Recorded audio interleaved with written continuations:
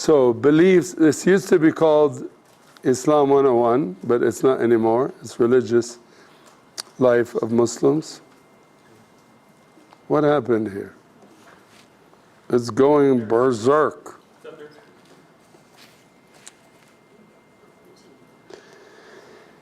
I went over this, religion, culture, politics, that's Islam.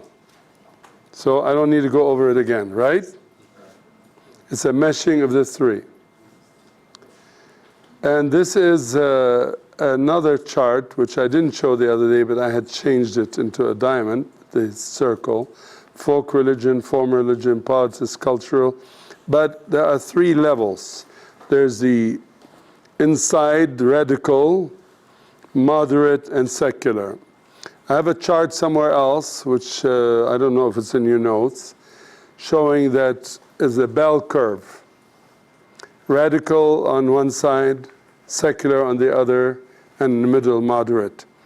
And I believe from experience, not from research, that moderate Muslims are 60 to 70%.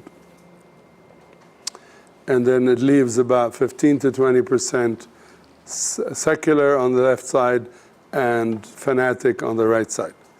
Now when you say 15 to 20%, let's say it's 10% to make it easier, that's 150 million Muslims. If you double that, that's 300 million Muslims. They're very dangerous. These people want to kill everybody else. So I don't underestimate the threat by saying they're 70% moderate.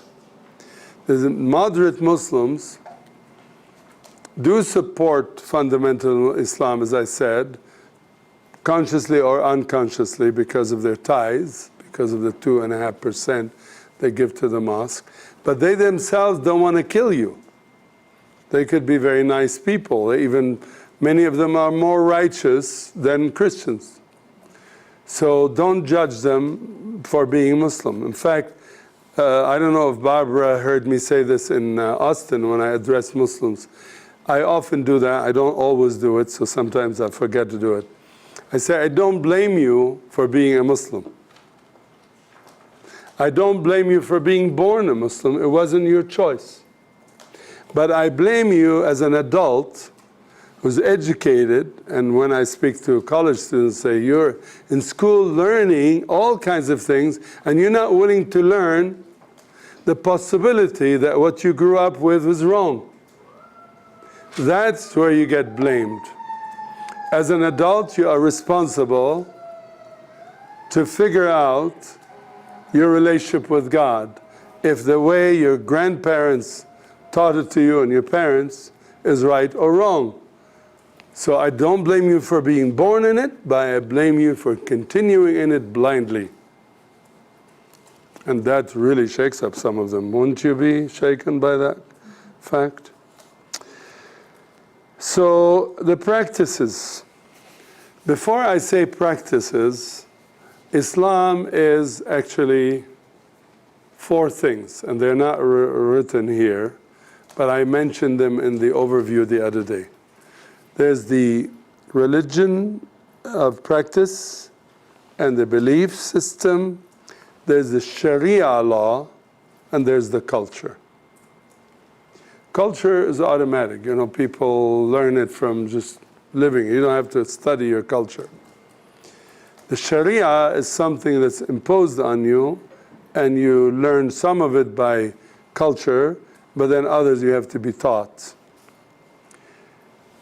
What do we end up with? We end up with the 2 most important elements in formal Islam, which is the 5 pillars and the 6 articles. The 5 pillars are the practices. The 6 articles are the belief system. We're going to talk about this a little bit more. But one comment about them, there's 2 divisions of Islam, 2 major divisions. Let me ask you, if you go to seminary, do they drill you on what you do or what you believe? Yeah, what you believe. What you believe. The statement of faith says, I believe in God, I believe in Jesus, Son of God, I believe in the Holy Spirit, I believe in the church, I believe in this and this and this, right? That's faith. And if you go into a denominational church to join it, you have to subscribe to that statement of faith, right? Yes. Now in Islam, it ain't so.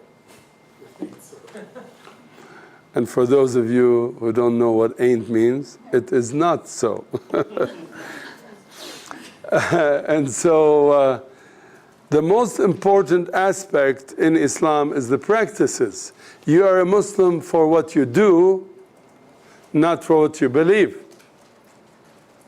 And what you do is another word for works. It's a religion of works, not a religion of faith. And so don't use the word Islamic faith, because Islam doesn't have faith. And I did a study on it. I don't know if any of you have asked Kylie for this stuff. I told you, you can ask her for those articles. One of them is about this. It's actually, you'll find it in biblicalmissiology.org under the title, Meaning Discrepancy in Common Terminology Between Islam and Christianity. This was actually a paper I produced in my studies in linguistics, and presented that paper, and so it has this long fancy title. But basically it means there are words in Christianity and Islam that look the same, they're common, but they have different meanings. There's a meaning discrepancy in the common terms, and one of them is faith. Now in Arabic we don't have the word faith, we have the word iman. And iman is the same word translated belief or faith. So we have one word for it. I'm thankful for the distinction in the English language between belief and faith. Because belief is believing something in your head, and faith is trusting God. You could make different meanings for each one of the terms, but this is how I understand it. In regard to Islam, I have looked at Muslim writings. I taught at Denver Seminary a course, and I decided to give them only textbooks written by Muslims, because a lot of Christian writings don't really understand Islam. For example, yesterday I was sent an email with an article from a book, one chapter. And the guy who sent this email was arguing that Islam is not a name, but it is a function, that Muslims submit to God. They're submissive to God. So this whole book is about that. And I read that chapter and it was totally false. Because it's an American guy writing about Islam, doesn't understand it. So here are people believing a Westerner reading Islam wrongly. Many times we read Islam through Christian eyes and interpret the Quran through the biblical eyes, and that's I don't have time for that. But if you give me a week sometime, you can come and learn only about the contextualization problems. There's so many of them. And so there's a meaning discrepancy. So I looked at these books, presented them to my students at the Denver Seminary. One of them was Wes Tucker, who was here visiting us. He was one of my students, and during that course he got the calling to go into missions. And I'm still in touch with some other of my students there. So I found out that their understanding of the word faith or belief, iman, is completely cognitive. Nothing to do with spirituality or faith. It's all cognitive. And I will get to that when we get to the belief system. But now let's get to the more important, is the practices. How do you know if a Muslim is a Muslim? When they say the Shahada, that's number one. When they pray, the prayers. And the word prayer is one of those that I deal with in the linguistics. Islamic concept of prayer is totally different. And there's a lot of naivete in missiology because they interpret the word prayer the way they understand it as Christians and say, what's wrong with Muslim prayer? Also almsgiving. Oh, well, we say they give 2.5%, we give 10%. That's more generous, but it's still giving. Saum is the fasting and the Hajj, the pilgrimage. So let's unpack this. The Shahada is basically stating, decreeing, testifying that there's only one God and He is Allah. And there's only one messenger. I'm not one, that Muhammad is His messenger. So it's only La ilaha illallah Muhammad Rasulullah. Now what I just said makes me a Muslim. Because if you confess that, then you are a Muslim. There's no God but Allah, but Muhammad, and Muhammad is His messenger. By the way, the Quran uses the term Rasul more than Nabi for Muhammad. Rasul means messenger, not prophet. But they don't make a distinction between the word Rasul and Nabi. They think every Rasul is a Nabi. It's not true. In the Bible, Paul is not a prophet, he's a Rasul. He's not a Nabi. He is a messenger, apostle, but not a prophet. He may have prophetic gifts, but he is not a prophet. In Islam, prophet and messenger have the same meaning. And when I address Muslims, I explain that to them. It says, you have misunderstood the concept of Nabi from a biblical perspective, and if you claim to have come from the heritage of Judaism, don't call Muhammad a prophet. He's not a prophet. He does not fit the profile of a prophet. And in fact, honestly, I'm telling you this, and some of you may have heard me, Barbara is one of them, speak to Muslims. I say it with love. I don't talk to them like I'm attacking them, and they don't object to me. Occasionally I've had people threaten me and put their hands on my throat, they want to kill me and stuff like that. It has happened. But most of the time I've addressed imams and Muslim seminary, and they appreciate it because I'm giving them information they did not know. One debate I did in Kosovo 2 years ago, I debated the third highest ranking imam. I had debated the first ranking imam before, and he chose not to debate me this time. So he asked the second one, who refused, the third one accepted. And he was the son of the Mufti. Mufti is the highest judge in Islamic court. The Mufti was sitting there. I did not know he was there. And I debated him, I was finished, and then this older man comes to me and hugs me and kisses me on both my cheeks. And he says, I am the Mufti of the Republic of Kosovo. Wow, nice to meet you. He said, thank you for enlightening us today. And thank you for your kindness. And this has happened to me other times. I was debating one of the prominent students of Ahmad Didat in South Africa. That was, I don't know, 2 years ago or last year, I don't remember now. And the wife of the debater came to me and hugged me and kissed me on my cheeks, a Muslim wife of the sheikh, and she said, thank you for being kind to my husband. Because they expected me to be, fight, but I didn't fight. I was just saying, these are facts. I'll put them before you, take it or leave it. So anyway, Shahada is basically said repeatedly, time and time again. Muslims keep saying it all the time. And the more they say it, the better. Salat, prayer 5 times a day. Sunrise, noon, afternoon, sunset, and bedtime. Each salat has a different ritual.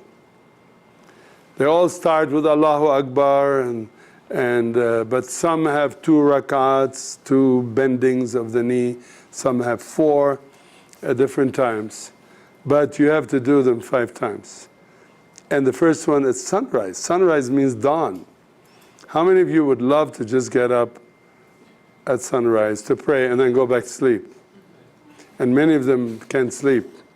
So you're allowed actually to make it up. If you missed it, you can make it up. But sometimes to really feel that you made it up, you do it double. Pray double. Because you feel guilty for not waking up on time. And you know, guilt, fear, I mentioned fear and guilt are very much part of the Muslim lifestyle. Because they can never please God. They can never do it right. If you, sorry to say for the video, I'm sorry for those who are watching.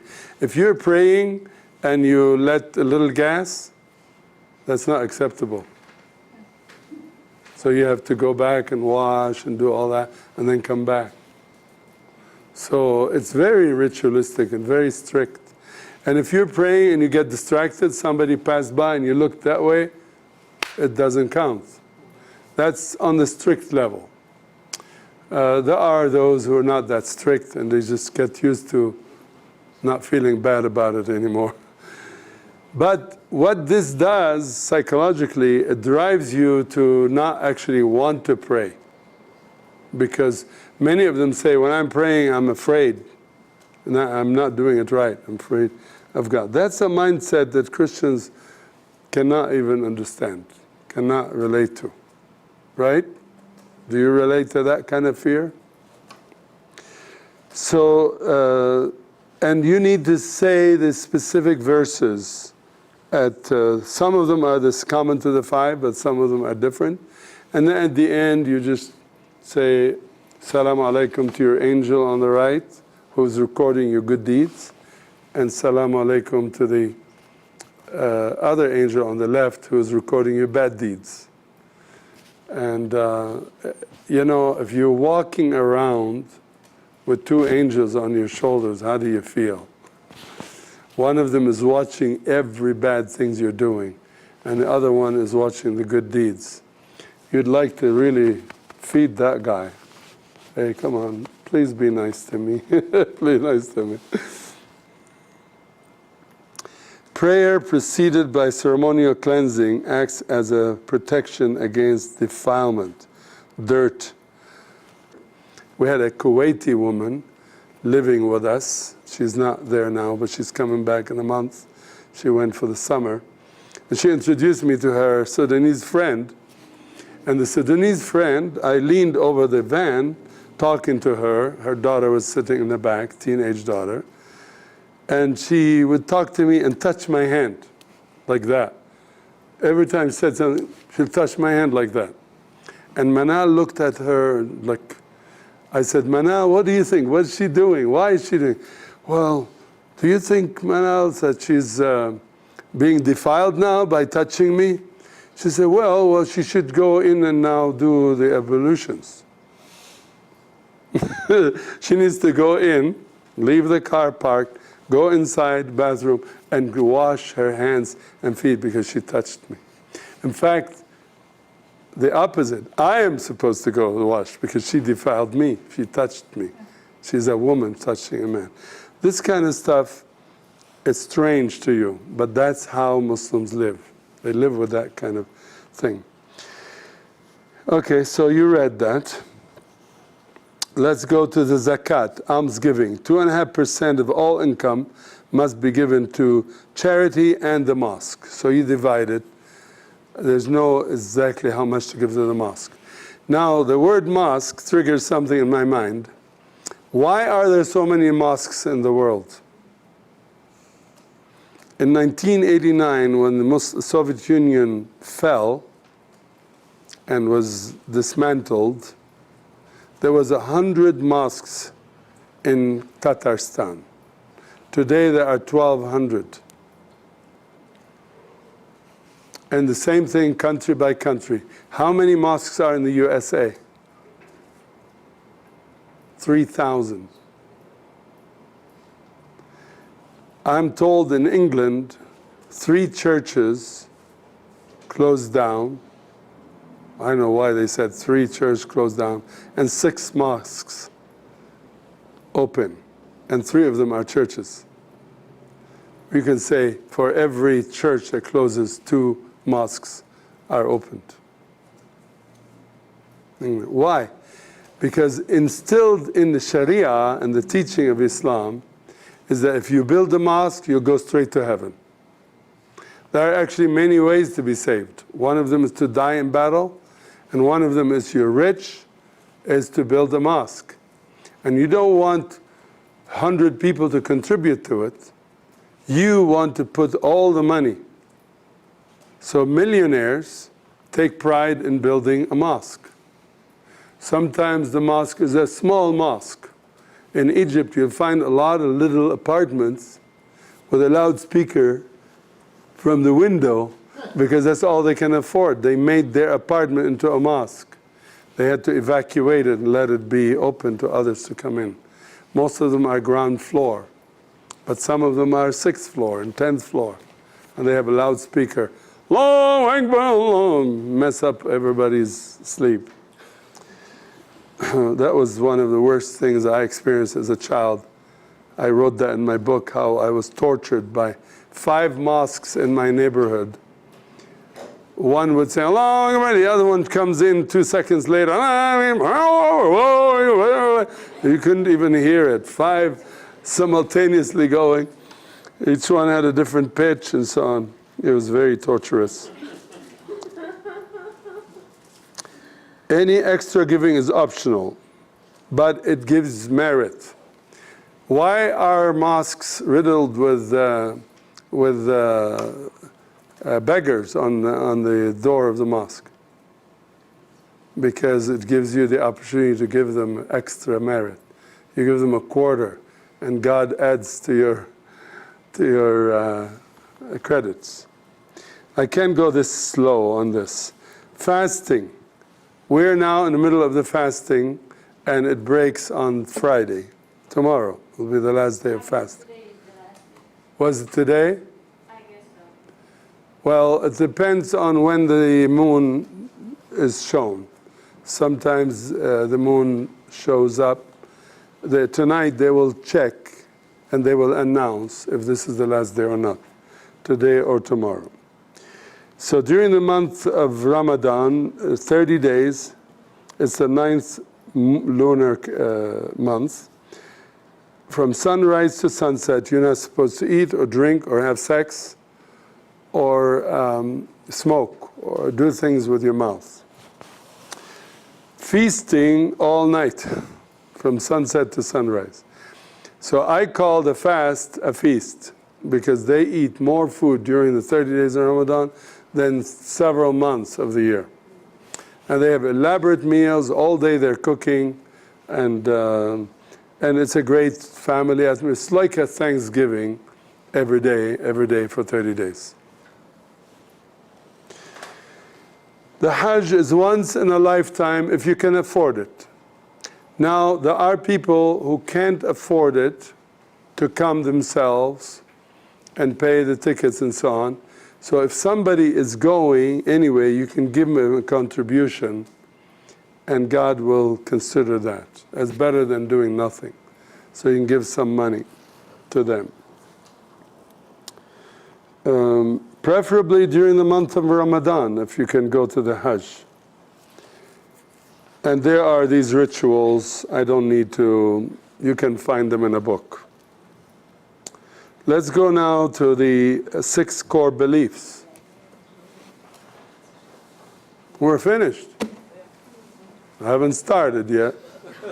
Let me go over them just by reading them. The 5, actually there's a 6th one. Believe in God. That does not mean you believe like trust in God. It means you believe that God is one. And that He has angels.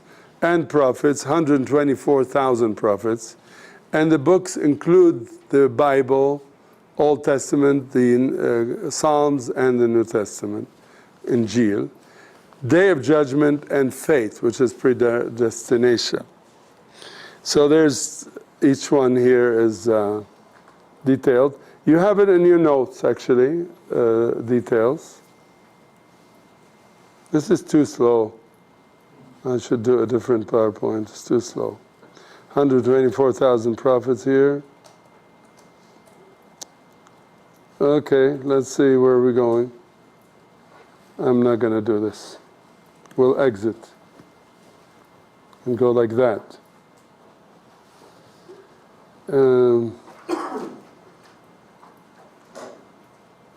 I think I have mentioned a lot of these things as I was going during the week. Contrast, we did some contrast.